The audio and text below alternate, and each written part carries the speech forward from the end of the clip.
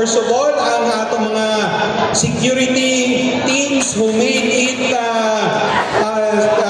our race very safe, to the Coast Guard, to the Philippine National Police, ang nag-spray ng tubig after the swim, ang Bureau of Fire Protection.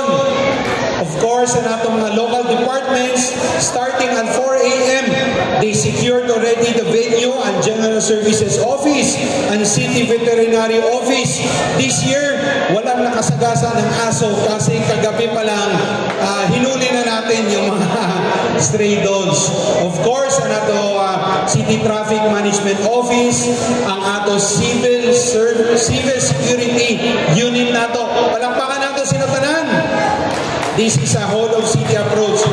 And of course, the host of this event, the City Tourism Office. Our department head is here, Ma'am Roslyn Marlin. And to all the nag-document sa ato race, ang ato Public Information Office. Palakpakan nato ang PIO. So I hope everybody had a good race. I hope you had a good experience. The Battle of Surigao Strait is successful because of all of you. And because of you, this has become a 4th edition. And I do hope on the 5th edition, you will still be here.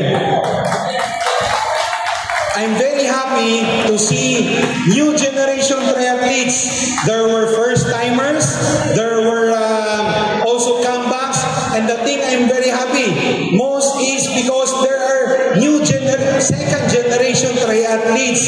Mga ka-generation ko sa triathlon, ang mga anak nila, mga triathlete na rin. Palakpakan nato ang mga first-timers. Today, I suppose, was more challenging because of the heavy current. I wanted to start it earlier, that the race director, Dick, wanted you to have a hard time.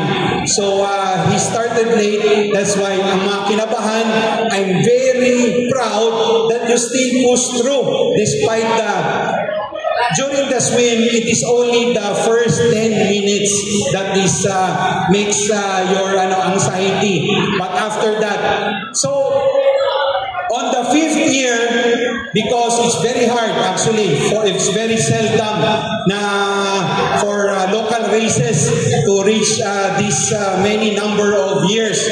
So I have seen here mga triathletes nato who has been with us from the 1st edition up to the 4th edition, and when you come back here on the 5th year, your race registration will be free of charge.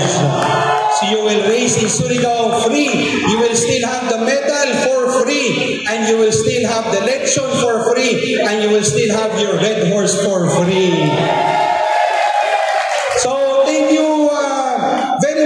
For visiting our city. When you go out, please visit our local culture, our food. The barbecue here is very good. At mo sa boulevard, daghan dito, balikan ninyo kung asa mo nag-swim. And I'm very happy also to say that we also have good beaches here in Surigao. I think some of the Davao group will be going to Siargao. I'm very also happy to see Cagayan de Oro group in big numbers. Asa mga taga Cagayan de Oro? From Cebu, from Bohol, and Tri-SND still represented here. And of course, ang Amay Manabilang is also here. To every one of you, you are the very reason, whether you are supporting, whether you are racing, whether you are marshal, you are the very reason why this has been very successful. And as your city mayor, I'm very proud to all of you, to the city government. We are very happy to host you here. And we hope to see you next year, 2026, for the 5th Battle of Surigao Strait Triathlon. Thank you very much.